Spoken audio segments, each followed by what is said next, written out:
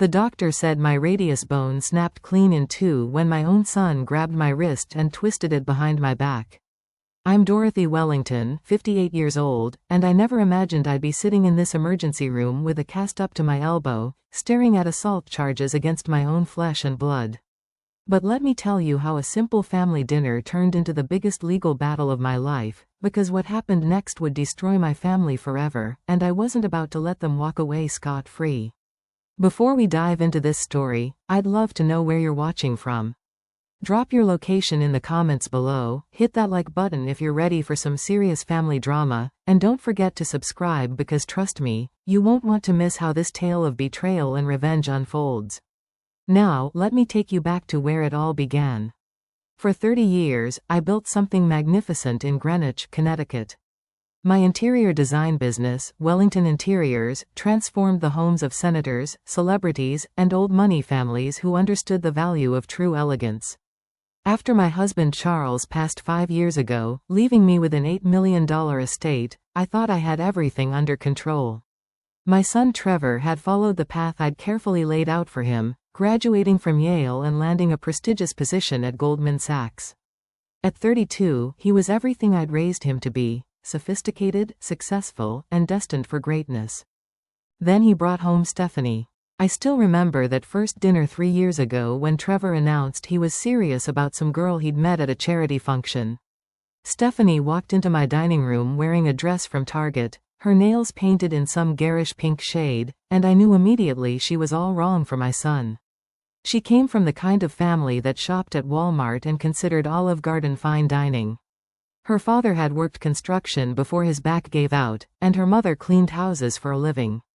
When she told me she was an elementary school teacher making $35,000 a year, I had to excuse myself to compose my thoughts. Trevor was completely besotted. He'd found this girl serving cocktails at the charity event and somehow convinced himself that her humble background made her authentic. I watched him light up when she talked about her students, saw how he hung on every word when she described her little apartment in the wrong part of town.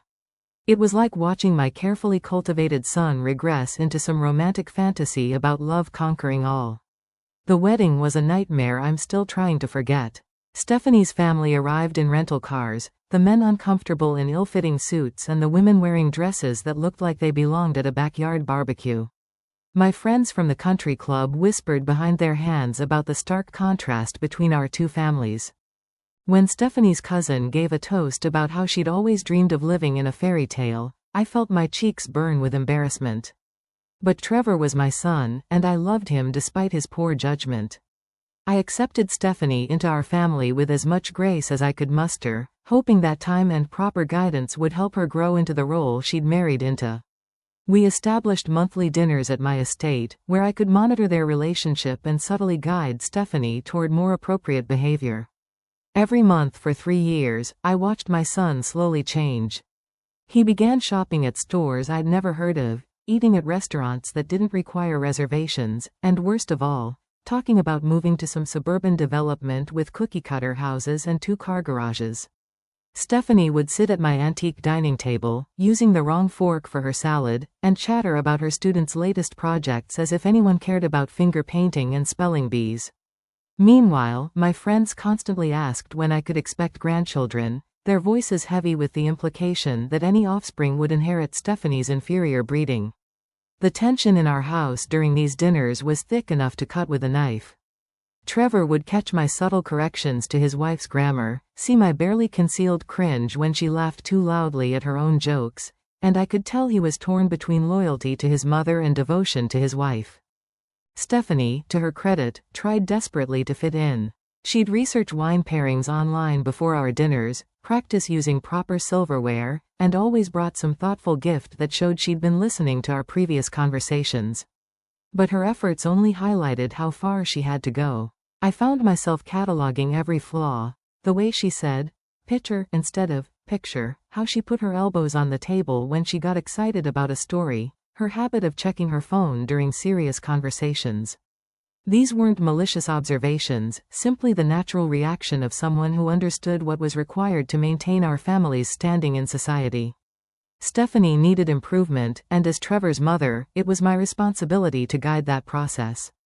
Last December, I decided it was time for some difficult conversations. My lawyer had been urging me to update my estate plans, and at 78, Charles's father had finally succumbed to the Alzheimer's that had been slowly stealing his memories. Death has a way of clarifying priorities, and I realized I couldn't continue pretending that Stephanie would somehow transform into the daughter-in-law I'd envisioned. I called Trevor and asked him to bring Stephanie for a special dinner, telling him I had important family business to discuss. They arrived on a cold Tuesday evening, Stephanie wearing a navy dress that was actually quite appropriate, and Trevor looking nervous in the way that suggested he suspected serious conversation ahead. I served Charles's favorite wine, a 1987 Bordeaux that had been aging in our cellar since our honeymoon, and waited until after the main course to begin. "I've been working with Franklin Pierce to update my will," I announced, setting down my fork with deliberate precision. "At my age, it's important to have affairs in order, and I want both of you to understand my thinking." Trevor leaned forward, his investment banker instincts recognizing the significance of estate planning discussions. Stephanie smiled politely, probably assuming I was about to discuss some routine legal matter. "The Wellington family has maintained its position in this community for 4 generations, I continued, watching their faces carefully. "Charles and I worked our entire lives to build something lasting, something worthy of the Wellington name. This estate, my business, our reputation, these things matter beyond their monetary value." I paused, taking a sip of wine to let the weight of my words settle. "Which is why I'm having such difficulty deciding whether to leave everything to charity." The silence that followed was deafening. Trevor's face went pale, and Stephanie looked like she'd been slapped. "Mother, what are you talking about?" Trevor finally managed, his voice tight with disbelief. "I'm talking about the future of our family legacy," I replied calmly. "About whether the Wellington name will continue to mean something or whether it will be diminished by inappropriate associations." I looked directly at Stephanie as I spoke, making sure my meaning was crystal clear.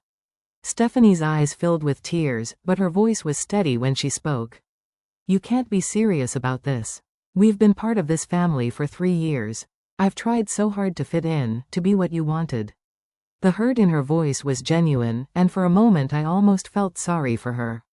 "Almost. Trying and succeeding are different things, dear," I said gently. "This isn't personal, it's about preserving something larger than any of us. The Wellington name has opened doors for generations. It means something in this community, in business circles, in society. I can't in good conscience pass that legacy to someone who doesn't understand its value." Trevor's fury was immediate and volcanic. "Mother, you're completely out of line.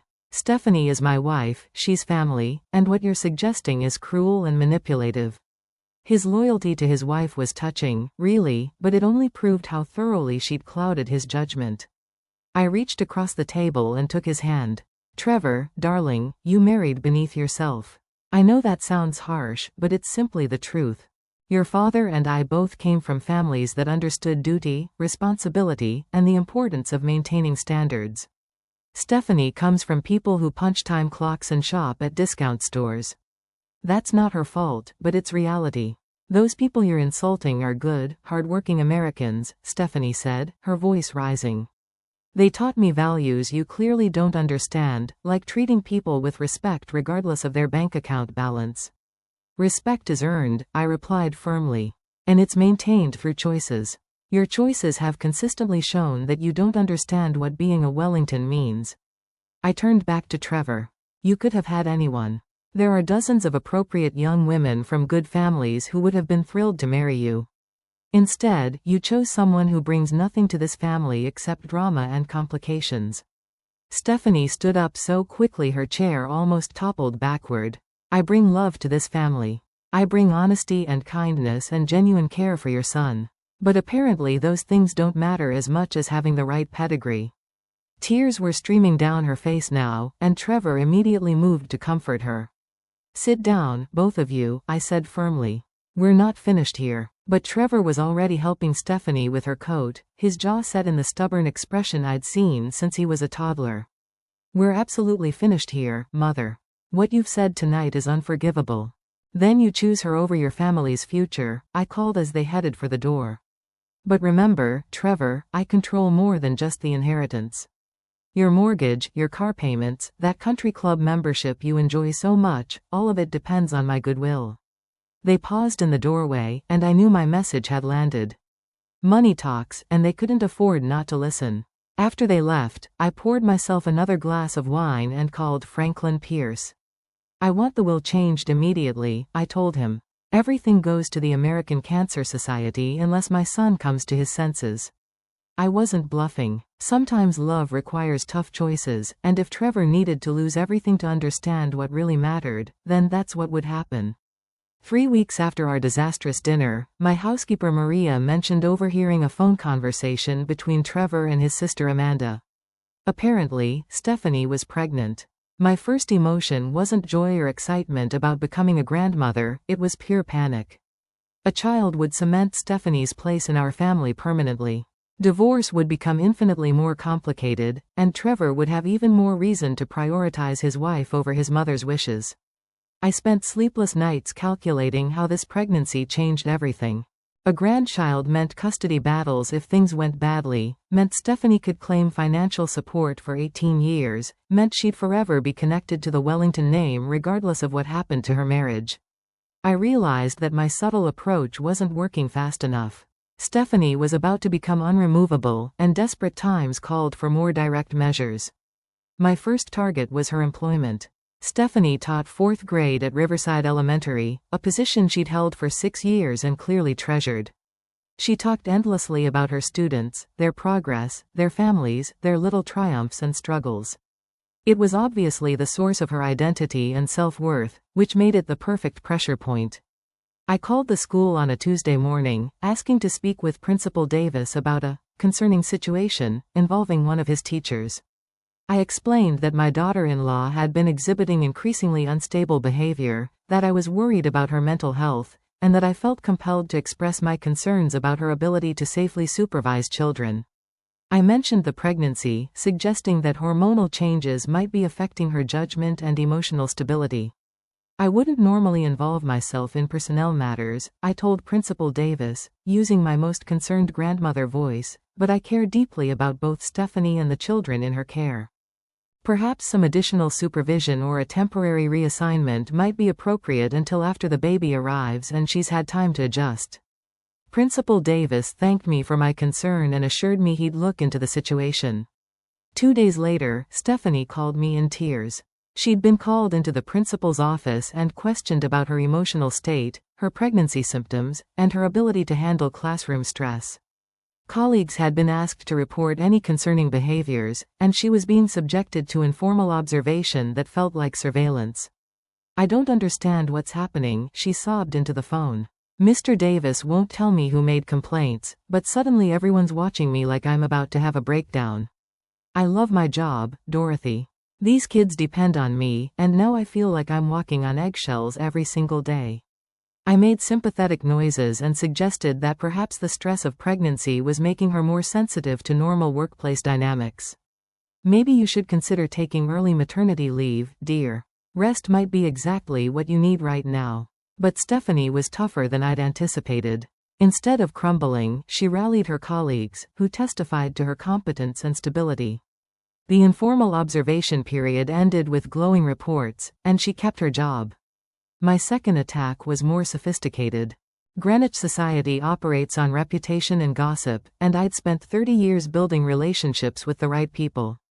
At my weekly bridge game with the ladies from the country club, I began sharing my concerns about Trevor's marriage. I spoke sadly about how difficult it was to watch my son struggle with his wife's emotional instability, how worried I was about the pregnancy, how I feared Stephanie wasn't ready for the responsibilities of motherhood. "She comes from such a different background," I confided to Margaret Ashford while we waited for our partners to return from the powder room. "I don't think she understands the pressures that come with being part of an established family. Sometimes I wonder if she married Trevor for security rather than love." Margaret, whose own daughter had divorced spectacularly 2 years earlier, nodded sympathetically and promised to keep me in her prayers. Within weeks, the whispers had spread through our entire social circle. At charity events, old friends approached me with concerned expressions and offers of support during this difficult time. When Stephanie accompanied Trevor to the Hamptons charity auction, I watched women cluster together and glance in her direction, their expressions a mixture of pity and judgment. Stephanie noticed the change in atmosphere but couldn't identify its source. My third move required more careful planning. I hired a private investigator, a discreet man named Robert Chen who specialized in family matters and background checks. I wanted comprehensive information about Stephanie's family history, financial records, and personal relationships. I need to know if there are any skeletons in her closet, I told him. Anything that might help my son understand what kind of person he married. Robert's report arrived 2 weeks later, and it was more useful than I'd dared hope. Stephanie's father had indeed worked construction, but he'd also had significant gambling problems during her teenage years. There had been no arrests or legal troubles, but the family had lost their house when Stephanie was 16 and had to move in with relatives for 8 months. Stephanie had never mentioned this period to Trevor, apparently preferring to paint her childhood as simply humble rather than actually troubled. Armed with this information, I began subtle conversations with Trevor about the importance of complete honesty in marriage. I mentioned how surprised I'd been to learn certain details about his wife's background, how concerning it was that she hadn't shared some rather significant family history. I'm not saying she's deliberately deceptive, I told him carefully, but patterns of secrecy can be troubling. What else might she be hiding?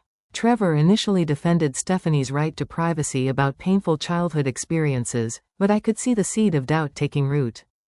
He began asking her more pointed questions about her family, her past, her reasons for never discussing certain periods of her life. These conversations created tension between them, exactly as I'd intended. When Stephanie began experiencing morning sickness severe enough to require modification of her work schedule, I saw another opportunity. I called Trevor at his office and expressed concern about the intensity of her symptoms. Severe morning sickness can sometimes indicate underlying health problems, I told him. Has she seen a specialist? Are you certain everything is normal with this pregnancy? I planted the idea that Stephanie might be dramatizing her symptoms for attention, that her need for additional rest and special accommodation seemed excessive compared to other pregnant women we knew. Your cousin Linda worked right up until her delivery date, I reminded him. She never needed to leave work early or call in sick. Maybe Stephanie's background hasn't prepared her for handling normal challenges with grace. By her second trimester, the cumulative pressure was showing. Stephanie looked tired and stressed, her relationship with Trevor was strained by constant minor conflicts about honesty and family values, and her workplace had become a source of anxiety rather than joy. When her doctor recommended bed rest due to stress-related complications, I knew my strategy was working. Trevor was beginning to see his wife as fragile and problematic rather than strong and supportive. This is exactly what I was worried about, I told him when he called to update me about the bed rest recommendation. Pregnancy should be a joyful time, not a medical crisis. Healthy women from stable backgrounds don't usually have these kinds of complications. I suggested that perhaps Stephanie's family history of stress and instability was affecting her ability to handle normal life changes. The final stroke in this phase was my offer to help. I told Trevor that I'd be happy to pay for the best medical care, the most experienced specialists, a private nurse if needed. But I suggested that Stephanie should move into my house where I could provide proper supervision and ensure she was following doctor's orders correctly. She needs structure and support right now, I explained, and frankly, I don't think she's capable of managing her health appropriately without guidance. When Stephanie refused to move into my house, claiming she'd be more comfortable in her own home, I expressed disappointment about her unwillingness to accept help. I'm only trying to ensure the best possible outcome for my grandchild, I told Trevor sadly. But if she prefers to struggle alone rather than accept family support, I suppose that tells us something about her priorities. Every refusal of my help became evidence of Stephanie's stubbornness and poor judgment. Every symptom of her stress became proof that she wasn't handling pregnancy well. Every moment of tension in their marriage became confirmation that I'd been right about their incompatibility from the beginning. I wasn't destroying their relationship, I was simply revealing its inherent weaknesses. The key to any successful campaign is having allies in the right positions, and my daughter Amanda had always been my secret weapon. At 35, Amanda embodied everything I'd hoped for in a daughter. She'd married well, maintained her social connections, and understood the importance of family loyalty. Her husband Richard worked in private equity, they lived in the right neighborhood, and their children attended the best private schools. Most importantly, Amanda had never fully accepted Stephanie into our family. During our regular mother-daughter lunches at the club, I began sharing my growing concerns about Trevor's marriage. "I'm watching your brother make the same mistake your father's cousin made," I told her one afternoon over crab cakes. "Remember when George married that waitress from Atlantic City? How that ended in disaster and embarrassed our entire family." Amanda remembered the story well. George's wife had eventually left him for someone younger and taken half his assets in the divorce. "Trevor's situation isn't quite the same, Mother," she said carefully. "Stephanie seems genuinely devoted to him." "Devotion can be performed," I replied. "Your brother is a wealthy man now, Amanda. His salary alone would be motivation enough for someone from her background, and that's before considering what he stands to inherit. I'm not saying Stephanie married him purely for money, but financial security certainly made him more attractive." I could see Amanda processing this perspective. She'd always been practical about relationships, having chosen Richard partly because his family background complemented ours perfectly. The idea that Stephanie might have calculated her way into our family rather than stumbling into love wasn't entirely foreign to Amanda's worldview. Over several weeks, I gradually increased my confidences to Amanda. I shared my concerns about Stephanie's pregnancy symptoms, my worries about her emotional stability, my fears that Trevor was being manipulated by someone who didn't share our family values. I didn't ask Amanda to take sides initially, just to keep her eyes open and let me know if she noticed anything concerning. The breakthrough came when I mentioned updating my will. "I've been thinking about the inheritance structure," I told Amanda during a shopping trip to Nordstrom. "Originally, I planned to split everything between you and Trevor, but Stephanie's pregnancy changes the dynamics significantly. If Trevor has children with her, they'll have claims on the estate that could complicate things for generations." Amanda stopped examining a cashmere sweater and looked at me with sharp interest. "What kind of complications?" "Well, if something happened to Trevor, Stephanie would control his portion of the inheritance until the children came of age. That's potentially decades of having someone outside our family making decisions about Wellington assets. And if their marriage failed, custody arrangements could give her access to family money indefinitely." I paused, letting the implications sink in. "I've been considering restructuring everything to protect our legacy." "How would that work?" Amanda asked, and I knew I had her attention. "I could establish a trust that bypasses Stephanie entirely. Trevor would receive income from his share, but the principal would remain protected and eventually pass to his children when they reached adulthood. Your portion, on the other hand, could be distributed directly since Richard comes from an appropriate family background." I touched her arm gently. "Of course, if Trevor's marriage improved and Stephanie proved herself worthy of our trust, arrangements could always be modified." The possibility of inheriting a larger share while her brother's portion remained tied up in protective trusts was clearly appealing to Amanda. She began paying much closer attention to Trevor and Stephanie's interactions, and I encouraged her observations by asking thoughtful questions about what she'd noticed. "Do you think Stephanie really wants this pregnancy?" I asked after Amanda mentioned that her sister-in-law had seemed tired during a recent family gathering.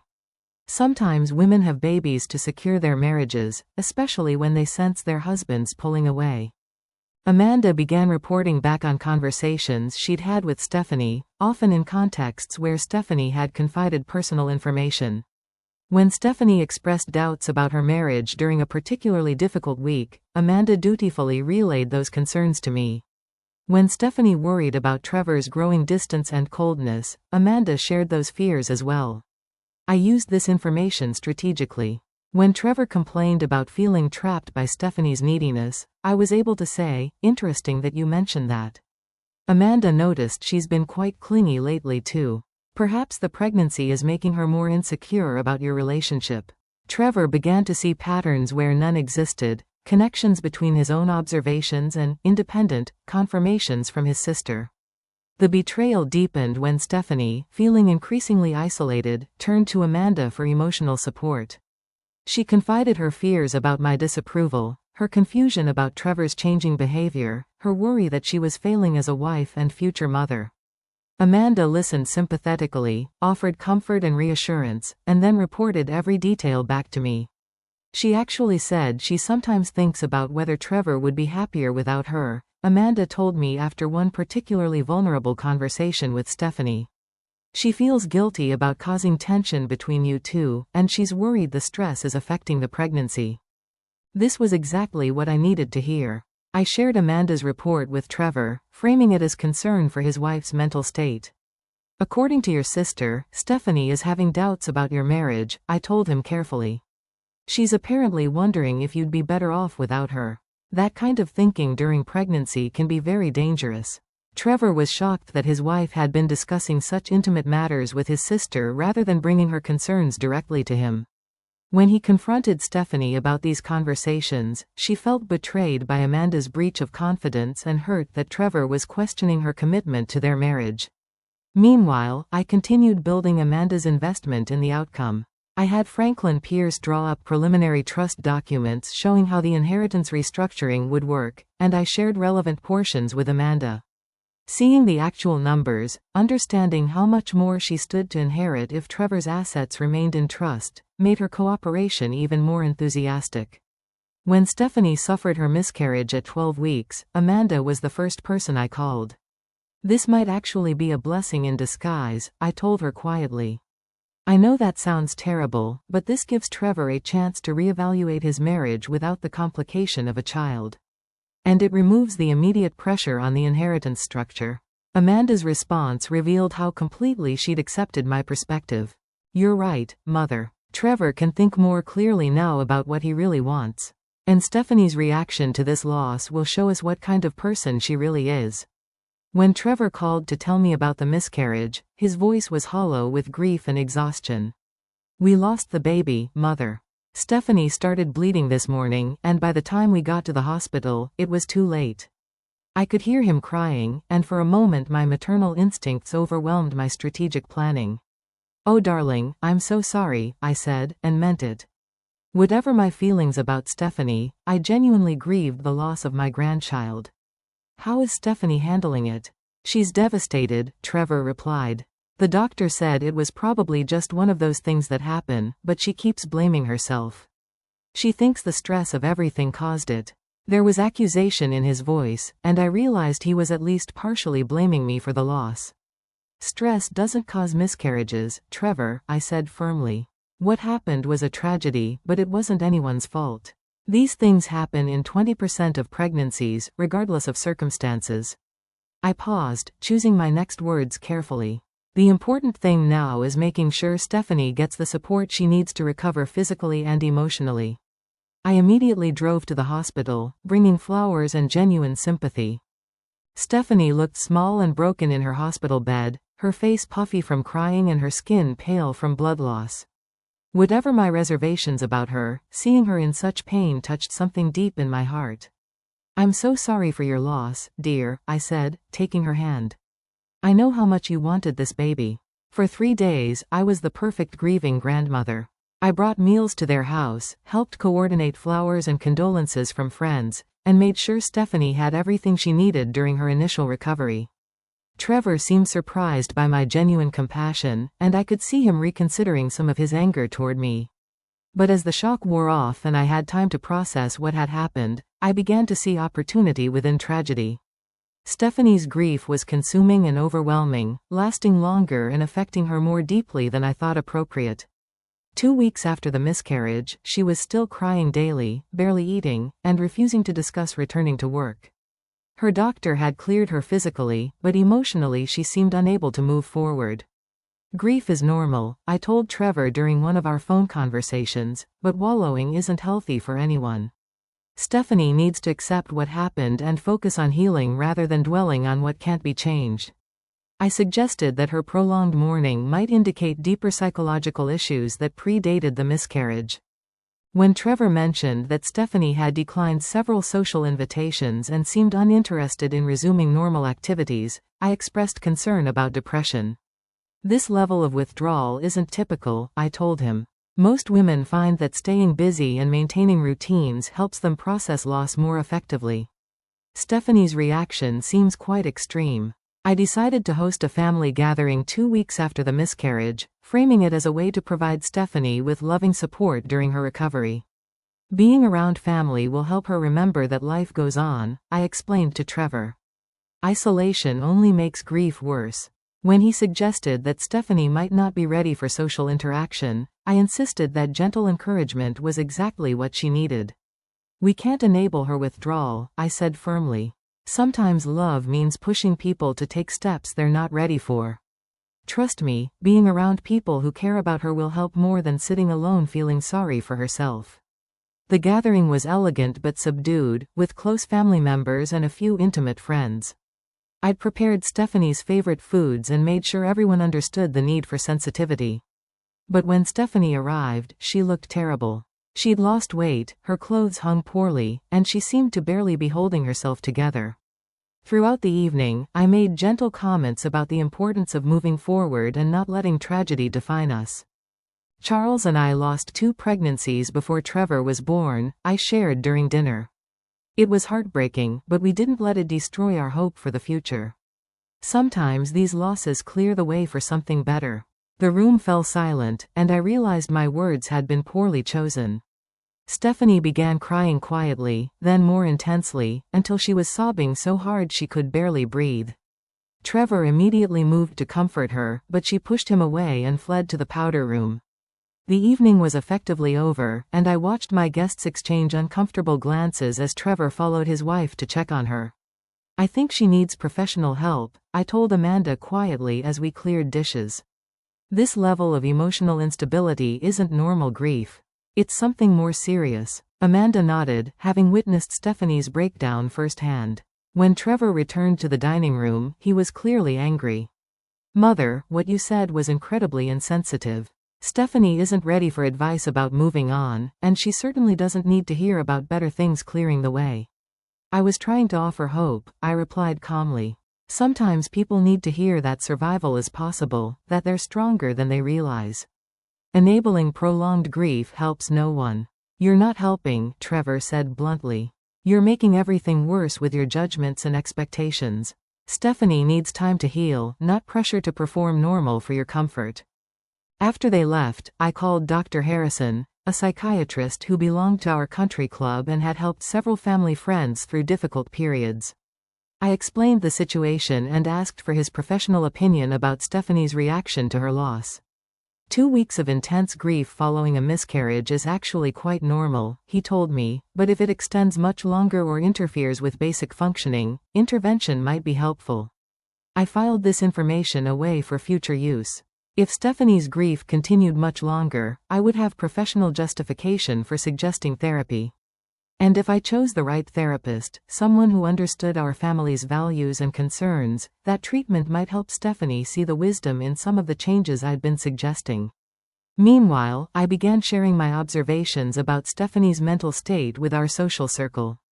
At Bridge Club, I mentioned how worried I was about her inability to cope with life's natural disappointments. At charity meetings, I expressed concern about her dramatic reactions to normal stress. I wasn't gossiping, I explained, just seeking advice about how to help a family member who seemed to be struggling with emotional stability. "She was fragile before this happened," I confided to Margaret Ashford. "The miscarriage just revealed how poorly equipped she is to handle life's challenges. I'm worried about what this means for Trevor's future happiness." 6 months after the miscarriage, Stephanie and Trevor's marriage had deteriorated to the point where they were barely communicating. Stephanie had eventually returned to work, but her enthusiasm for teaching seemed diminished. She'd lost weight, rarely smiled, and had withdrawn from most social activities. Trevor was frustrated by her continued melancholy and increasingly receptive to my suggestions that professional intervention might be necessary.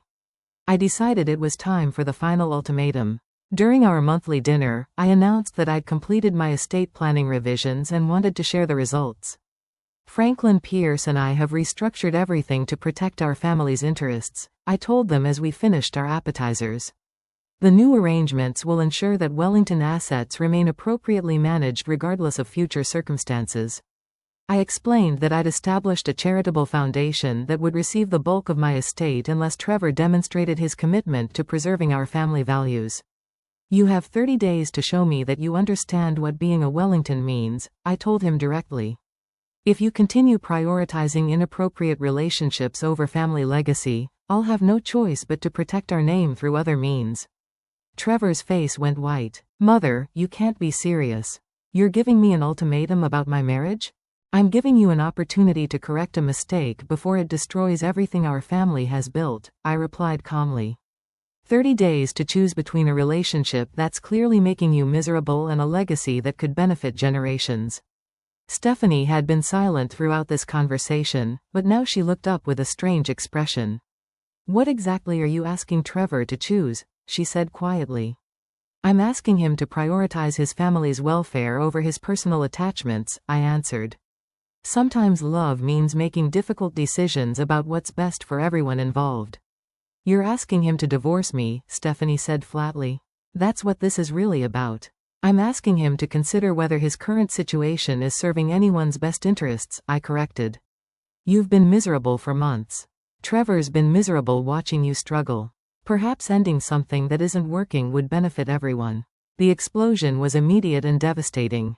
Trevor stood up so violently his chair crashed backward, and Stephanie began crying with the same intensity I'd seen the night of our family gathering. This is insane, Trevor shouted. You're trying to bribe me into divorcing my wife. What kind of mother does something like that? The kind of mother who loves her son enough to save him from destroying his life, I replied, maintaining my composure despite their dramatic reactions. Look at yourself, Trevor. Look at what this marriage has cost you. You're stressed, unhappy, and tied to someone who can't handle basic life challenges without falling apart. Stephanie was sobbing now, but through her tears she managed to speak. I never wanted your money. I just wanted to be part of your family, to have your son's love and maybe your acceptance. But you've made that impossible from the beginning. I've made it conditional on appropriate behavior and compatible values, I corrected. Neither of which you've demonstrated. I turned back to Trevor. 30 days, darling. That's enough time to think clearly about what kind of future you want.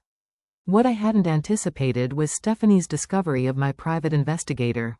Robert Chen had been discreet, but apparently not discreet enough. Stephanie had noticed the same car in her neighborhood repeatedly and had managed to get his license plate number. A friend with police connections had traced the registration back to Chen's agency, and when confronted, he'd admitted to being hired by a member of her family. 2 weeks into my 30-day ultimatum, Stephanie burst into our monthly dinner with a manila envelope full of evidence.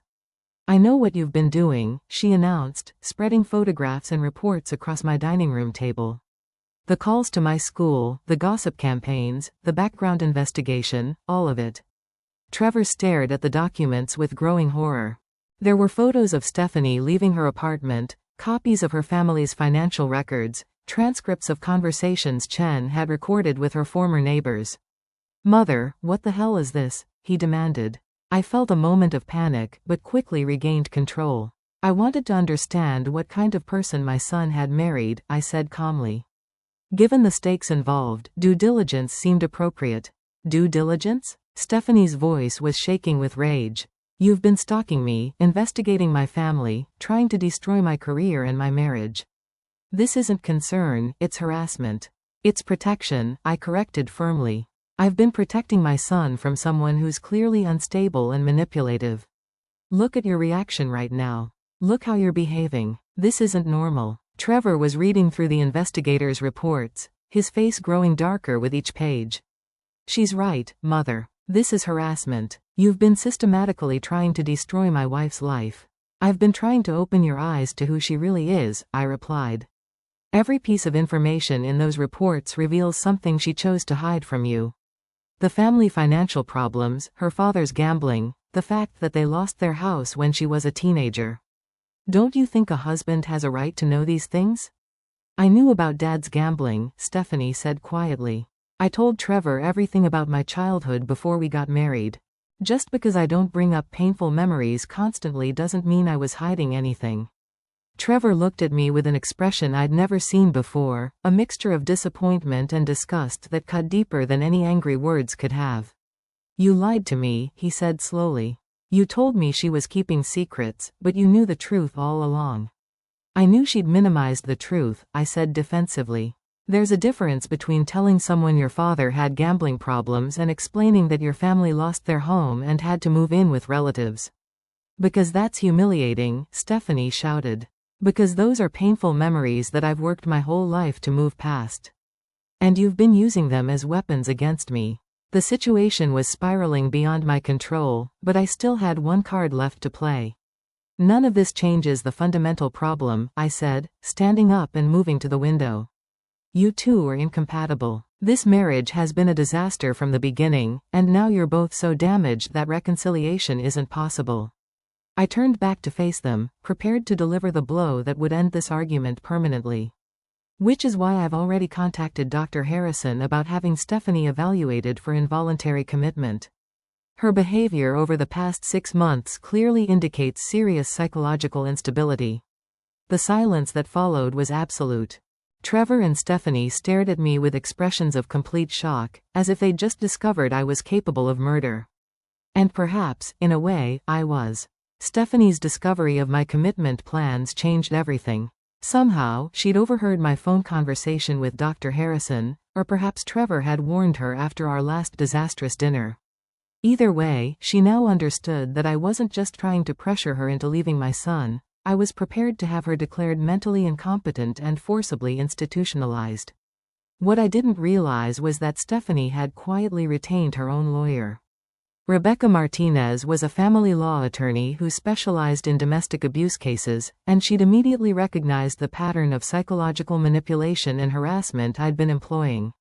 Rebecca had advised Stephanie to start documenting everything, recording phone calls, saving threatening letters, keeping detailed notes about each incident of sabotage. When Rebecca called to inform me that I was now under legal scrutiny, I was genuinely shocked. Mrs. Wellington, my client has evidence of a sustained campaign of harassment, intimidation, and attempted fraud, she said during our brief phone conversation. We're prepared to file both criminal and civil charges unless this behavior stops immediately. I hung up and immediately called Franklin Pierce. Some ambulance chaser is trying to intimidate me, I told him.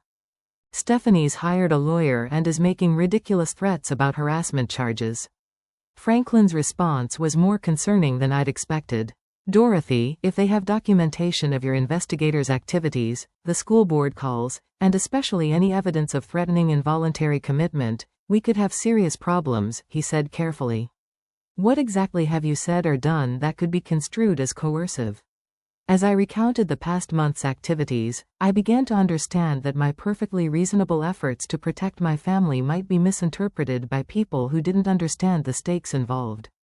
Franklin advised me to cease all contact with Stephanie immediately and to consider a negotiated resolution. Absolutely not, I told him firmly. I'm not going to be intimidated by some gold digger and her lawyer. If anything, we should be more aggressive. Schedule that intervention you suggested, get Dr. Harrison to evaluate her mental state, and force Trevor to see what he's married to. Franklin was reluctant, but he'd been our family lawyer for 20 years and understood the importance of protecting my interests. We scheduled what I called a family intervention for the following Saturday at my house. Dr. Harrison would attend to provide professional perspective, Amanda would be there to represent family concerns, Franklin would explain the legal implications of Stephanie's behavior, and Trevor would finally see his wife's true character revealed. I sent Trevor a formal invitation, explaining that we needed to address Stephanie's recent threats and increasingly erratic behavior. I made it clear that attendance was not optional if he wanted to remain part of our family. This is your opportunity to demonstrate where your loyalties lie, I wrote. Choose wisely. The morning of the intervention, I prepared my house like a battlefield. I arranged seating so that Stephanie would be surrounded but not cornered, positioned recording equipment discreetly around the room, and briefed each participant on their role in the proceedings. Dr. Harrison would present his professional concerns about Stephanie's mental stability. Franklin would explain how her threats against me constituted harassment. Amanda would share her observations about Stephanie's manipulation of Trevor. And I would present the evidence of Stephanie's unsuitability as a family member. The goal is to give Trevor a clear choice: I explained to Amanda as we set up the living room. Either he can accept that his wife needs professional help and supervision, or he can choose her over his family and accept the consequences. Amanda nodded, understanding that those consequences included losing his inheritance and being cut off financially. Dr. Harrison arrived with what he called a preliminary assessment packet, basically a psychological evaluation form that would provide legal justification for involuntary commitment if Stephanie's responses indicated mental instability. If she becomes agitated or defensive during our discussion, that reaction itself will support our concerns about her mental state, he explained. Franklin brought legal documents showing how Stephanie's threats against me constituted criminal harassment and how her attempts to interfere with my estate planning could be prosecuted as extortion. Even if she doesn't agree to voluntary treatment, we have grounds to seek restraining orders and potentially criminal charges, he assured me. When Trevor and Stephanie arrived, I could see immediately that they knew this wasn't going to be a normal family discussion. Stephanie looked pale and nervous, staying close to Trevor's side. Trevor appeared angry and defensive, his jaw set in the stubborn expression that meant he was prepared for battle. "Thank you both for coming," I said graciously, gesturing toward the chairs I'd arranged in the center of the room. "I know this is difficult, but sometimes families need to address problems directly before they become unmanageable."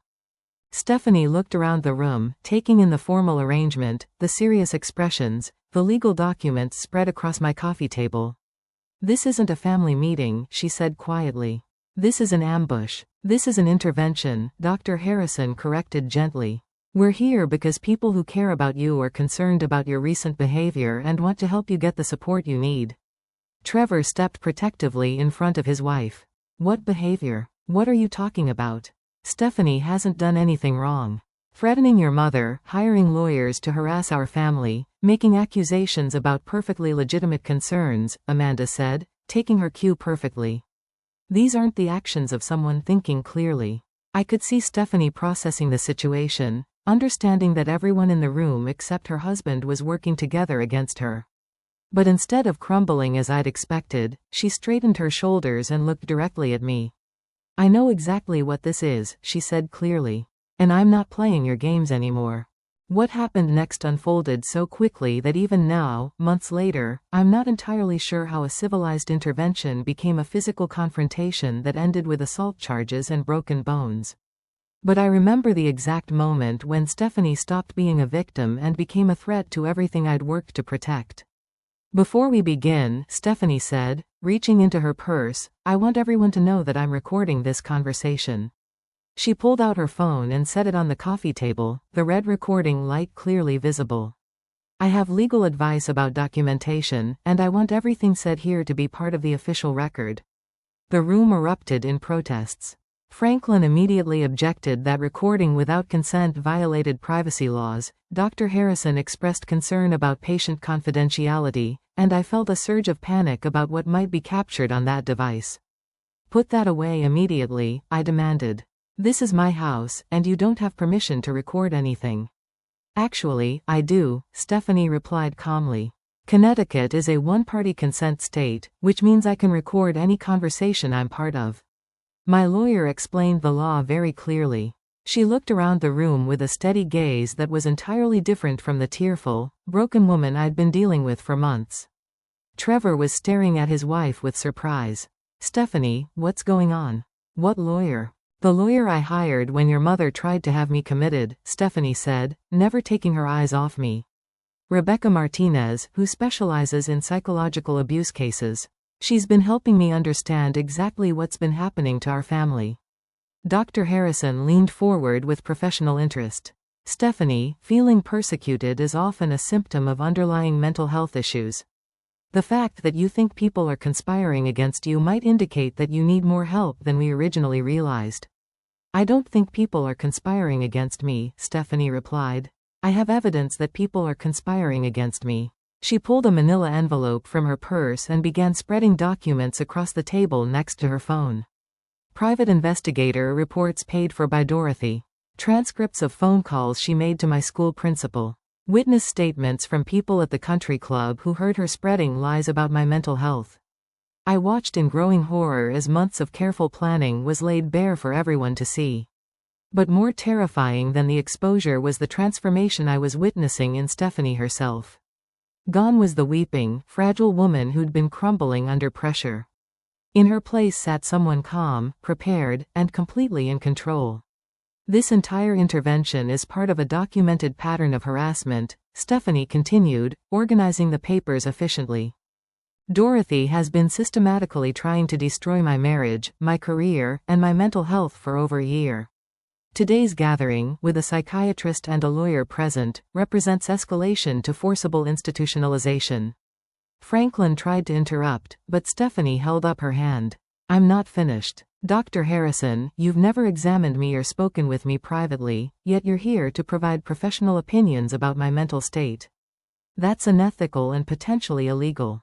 Franklin, you've been helping Dorothy structure financial threats and plan involuntary commitment procedures. That makes you an accessory to elder abuse and extortion. Now wait just a minute, I said, standing up from my chair.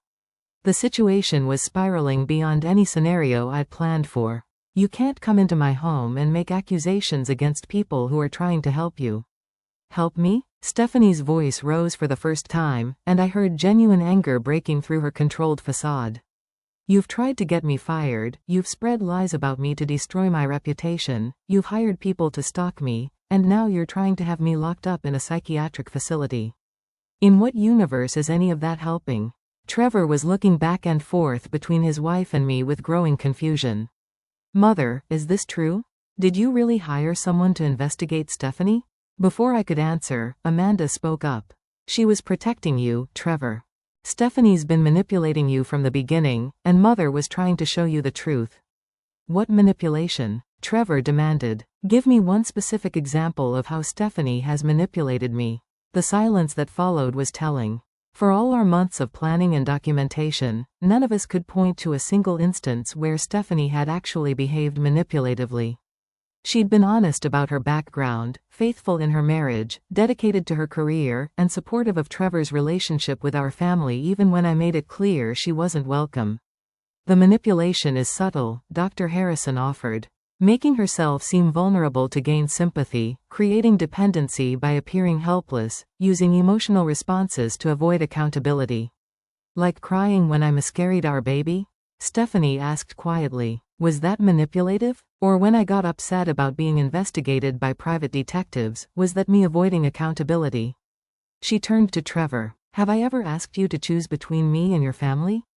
Have I ever tried to turn you against your mother or sister? Trevor was staring at me now, and I could see understanding dawning in his eyes. She never did any of those things, he said slowly. Every conflict we've had started with something Mother said or did. Every problem in our marriage can be traced back to pressure from this family. I felt control slipping away completely. Trevor, darling, she's confused you. Look how she's behaving right now, making accusations, creating drama. This is exactly what I've been trying to protect you from. Protect me from what? Trevor's voice was rising. From a woman who loves me? From someone who's tried to fit into this family despite constant criticism and sabotage? What exactly are you protecting me from, Mother? From throwing your life away on someone beneath you, I said, finally speaking the truth that had been driving everything. From contaminating our family legacy with inferior breeding and lower class values. From destroying everything your father and I built because you think you're in love. The honesty was liberating, but its effect was devastating. Trevor looked at me as if he'd never seen me before, his face registering shock, disappointment, and something that looked like disgust. Amanda gasped audibly, apparently surprised by the bluntness of my admission. Even Dr. Harrison and Franklin seemed taken aback by my raw honesty. But it was Stephanie's reaction that surprised me most. Instead of tears or anger, she smiled sadly and shook her head. Thank you for finally telling the truth, she said quietly. After 18 months of gaslighting and psychological manipulation, it's almost a relief to hear you admit what this has really been about. She began gathering her papers and putting them back in the envelope. I'm leaving now, and I'm taking Trevor with me. You can keep your money, your legacy, and your prejudices. We'll build our own life without any of it. That's when I panicked. Everything I'd worked for was walking out the door, and Trevor was going with it. No, I said firmly, moving toward the coffee table where her phone was still recording. You're not taking my son away from his family. I reached for the phone, intending to stop the recording and delete whatever evidence she'd gathered. But Stephanie was faster, grabbing the device just as my fingers touched it. We struggled briefly over the phone, and in that moment of physical contact, 18 months of frustrated rage finally found an outlet. I pushed her, hard, with both hands against her shoulders, using all my strength to send her away from me and away from my son. Stephanie stumbled backward, her arms windmilling as she tried to maintain balance, and crashed into the coffee table behind her. The sound of impact was sickening, and she cried out in pain as she hit the sharp corner. Trevor was moving immediately, but not toward his wife. To my shock and horror, he grabbed my wrist and twisted my arm behind my back with enough force to make me gasp. "Don't you ever touch her again," he hissed in my ear, and then I heard the unmistakable sound of bone snapping. The pain was immediate and overwhelming, radiating up my arm and into my shoulder. I screamed, more from shock than agony, and Trevor released me so suddenly I nearly fell. The room erupted into chaos, with Amanda shouting at her brother, "Drive!" Harrison moving to check on Stephanie, and Franklin already reaching for his phone to call 911. But what I remember most clearly was the expression on Trevor's face as he knelt beside his wife, helping her sit up and checking for injuries. There was no regret about what he'd done to me, no concern for his mother's broken arm, just complete focus on protecting the woman he loved from any further harm. "The police are on their way," Franklin announced, and I realized that everything had changed irrevocably. My son had just assaulted me in defense of his wife, and there were witnesses to prove it. But more than that, I'd finally revealed myself completely, and there was no going back from what Trevor had seen and heard. Sitting in that hospital emergency room with my arm in a cast, I had time to think about how spectacularly my plans had backfired. The doctor said the break was clean and would heal properly, but the damage to my family was irreparable. Trevor had looked at me with genuine hatred as the paramedics loaded me into the ambulance, and I knew I'd lost my son forever. What I didn't know was that Stephanie's lawyer had been expecting something like this. Rebecca Martinez had advised her client to record every interaction with our family, to document every threat and incident, and to be prepared for escalation. When Stephanie called from the hospital where she was being treated for bruises and a possible concussion from hitting the coffee table, Rebecca was already drafting legal papers. By the time I was released from the emergency room, police officers were waiting to speak with me. Detective Sarah Kim was professional but thorough, asking detailed questions about what had happened during our family meeting. I explained that Stephanie had become agitated and confrontational, that she'd threatened me with legal action, and that the physical altercation had started when she tried to attack me. According to witnesses, Detective Kim said, consulting her notes, "You pushed Mrs. Wellington first, causing her to fall backward into furniture. Is that accurate?" "She was trying to steal my phone and destroy evidence," I replied, which was technically true even though the phone was actually hers. I was defending myself from someone who was clearly having a mental breakdown. But my story fell apart when Detective Kim played portions of Stephanie's recording. My own voice filled the hospital room, admitting to hiring investigators, making threats about involuntary commitment, and finally confessing my real motivations about protecting our family from inferior breeding. Hearing myself speak those words in the stark hospital environment, I realized how they sounded to outsiders. "Mrs. Wellington, you're under arrest for assault in the second degree," Detective Kim said, producing handcuffs. "You have the right to remain silent." The humiliation of being handcuffed and led through the hospital in front of staff and visitors was worse than the physical pain in my arm. Trevor was arrested separately after Stephanie filed assault charges against him for breaking my wrist. The irony wasn't lost on me that my son was being prosecuted for defending his wife against me, but I was too angry to appreciate the poetry of it. He'd chosen her over his own mother, and now he was facing criminal charges for that choice. The legal proceedings that followed were a nightmare of public exposure and financial hemorrhaging. Stephanie's civil lawsuit named me, Trevor, Amanda, Dr. Harrison, and Franklin Pierce as defendants in a massive conspiracy case involving harassment, fraud, intentional infliction of emotional distress, and violation of her civil rights. Rebecca Martinez had built an airtight case using the recordings, private investigator reports, and testimony from witnesses at Stephanie's school and our country club. My assets were frozen pending investigation into financial crimes. Apparently, using inheritance threats to coerce someone into divorce constituted extortion under Connecticut law, and my attempts to have Stephanie involuntarily committed without proper medical justification violated several statutes regarding elder abuse of power. Franklin Pierce faced disbarment proceedings for his role in structuring my threats, and Dr. Harrison was under investigation by the State Medical Board for providing professional opinions without proper patient evaluation. The criminal trial was held 8 months later, and I watched 18 years of careful reputation building crumble in 3 days of testimony. Stephanie's lawyer presented a devastating timeline of harassment, manipulation, and escalating threats that painted me as a controlling, vindictive woman who'd systematically tried to destroy an innocent person's life. Former employees from my business testified about my demanding nature and explosive temper. Country club members reluctantly admitted to hearing me make disparaging comments about Stephanie's background and mental health. Most damaging was the recording from our final confrontation. The jury heard my voice admitting to every accusation Stephanie had made, confessing my real motivations, and revealing the depth of my prejudice and manipulation. When my lawyer tried to argue that I'd been protecting my family from a manipulative outsider, the prosecutor simply played more recordings of me threatening Stephanie and plotting her removal. Trevor testified against me. My own son sat in that witness chair and described 18 months of watching his mother systematically attempt to destroy his wife's life, career, and mental health. He spoke about the pressure I'd applied, the ultimatums I'd delivered, and the choice I'd forced him to make between his wife and his family. When asked why he'd grabbed my wrist that day, he said simply, "I was protecting my wife from further assault by someone who'd been terrorizing her for over a year." The jury deliberated for 6 hours and found me guilty on all charges.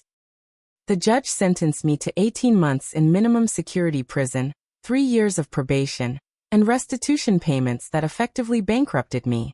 I was also issued a permanent restraining order preventing any contact with Stephanie and prohibited from coming within 500 feet of her workplace, home, or any location where she might reasonably be expected to appear. Trevor received a suspended sentence after pleading guilty to assault charges, but he was required to complete anger management counseling and pay his own fines. Amanda faced probation and community service for her role as an accessory, and her marriage nearly ended when Richard learned the extent of her participation in my schemes. Prison was a humbling experience for someone accustomed to country club lunches and charity galas. I served my time in a minimum security facility with women from backgrounds I'd spent my life looking down upon, and I learned things about strength and dignity that my privileged upbringing had never taught me. My cellmate was a grandmother who'd embezzled money from her church to pay for her grandson's cancer treatment. She listened to my story without judgment and asked simple questions that cut through my justifications. "Did you ever just try talking to your son about your concerns?" she asked one evening as we played cards. "Instead of all this scheming and manipulating, did you ever just tell him how you felt and trust him to make his own decisions?" The answer was no. I'd never trusted Trevor to choose correctly if given complete information and freedom. I'd assumed that my superior experience and wisdom gave me the right to control his choices, even if that control required deception and manipulation. I'd treated him like a child who needed protection from his own poor judgment, rather than an adult capable of making informed decisions about his own life. When I was released after 14 months for good behavior, I discovered that Trevor had divorced me as completely as he'd divorced his wife from my influence. He'd changed his name legally, moved to a different state, and started over with Stephanie in a place where my reputation couldn't follow them.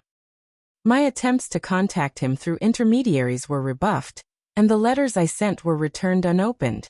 Amanda eventually reconciled with her husband, but our relationship never recovered. She'd lost her children's college funds paying legal fees and restitution, and she blamed me for destroying her family's financial security. When I tried to rebuild bridges by offering to help with expenses, she told me bluntly that she never wanted to see me again. The Wellington family legacy I'd fought so hard to protect was gone. My business collapsed after clients learned about my criminal conviction. My reputation in Greenwich society was permanently destroyed, and the estate that had taken generations to build was liquidated to pay settlements and legal fees. The house where I'd entertained presidents and senators was sold to cover my debts, and I moved to a small apartment in a middle-class neighborhood where nobody knew my name. But something unexpected happened during this period of loss and humiliation. Without the constant pressure of maintaining appearances and protecting my status, I began to examine the choices I'd made and the values I'd prioritized. In therapy, which was required as part of my probation, I slowly began to understand how my fear of losing control had led me to destroy the very relationships I'd been trying to protect. Dr. Lisa Chun, my court-appointed therapist, helped me see the patterns that had driven my behavior. You equated love with control, she explained during one of our sessions. You believed that protecting your family meant making their choices for them, but real love requires trusting people to make their own mistakes and learning to support them regardless of the outcome. 2 years after my release from prison, I attempted to write Trevor a letter of apology, not asking for forgiveness or reconciliation, but simply acknowledging the harm I'd caused and taking responsibility for my actions. I didn't try to justify my behavior or explain my motivations, just expressed genuine remorse for the pain I'd inflicted on both him and Stephanie. The letter came back marked "Return to Sender," but I wasn't entirely surprised. Some damage can't be repaired, and some relationships can't be rebuilt. I'd made choices that prioritized my pride and prejudices over my son's happiness, and those choices had consequences I would live with forever. At 71 years old, I work part-time at a local nonprofit that helps women transition out of abusive relationships. It's ironic work for someone who spent years psychologically abusing her daughter-in-law, but it's also fitting. I understand the tactics of manipulation and control because I employed them myself, and I can help other women recognize the patterns because I lived them from the other side. My current life bears no resemblance to the one I lost. I live modestly, have few possessions, and am surrounded by people who knew nothing about my former status or current disgrace. Some days I miss the elegance and privilege of my old life, but most days I'm grateful for the simplicity and authenticity of this one. The hardest truth I've learned is that family isn't about bloodlines or social status or maintaining legacies. It's about love, respect, and allowing people to choose their own paths even when those choices disappoint us. I lost my son because I couldn't accept his choice of partner, but more fundamentally, I lost him because I couldn't trust his judgment or respect his autonomy. Stephanie was never the problem. My need to control my son's life was the problem.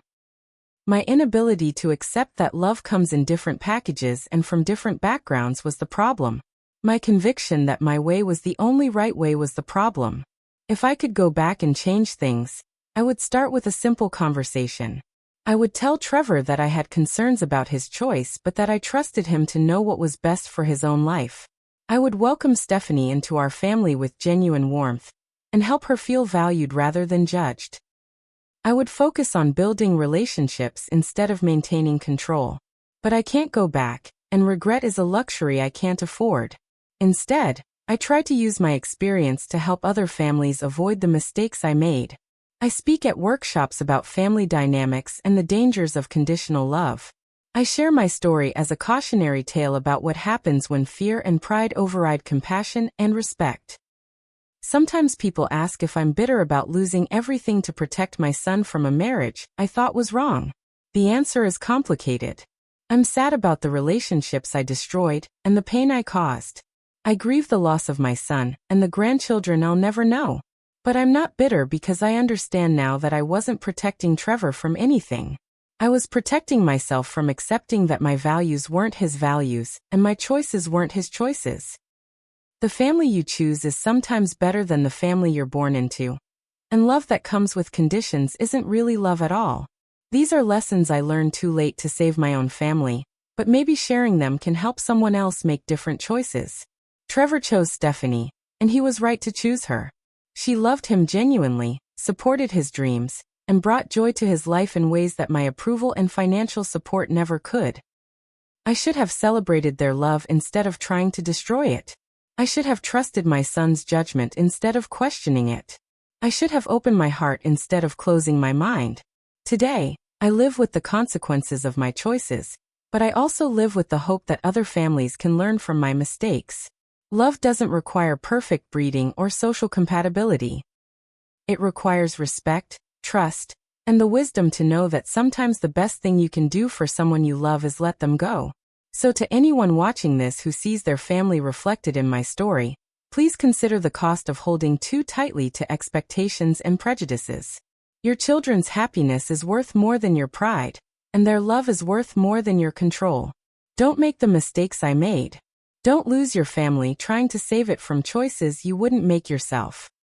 I'd love to hear your thoughts about family loyalty versus personal happiness in the comments below. Have you ever had to choose between family approval and your own relationships? How do you handle conflicts between generations about values and lifestyle choices? Please like this video if it resonated with you, share it with anyone who might benefit from hearing this perspective, and subscribe for more stories about family dynamics and the sometimes painful lessons we learn about love and loss. Thank you for listening to my story, and remember that it's never too late to choose love over control, even when it costs everything you thought you wanted.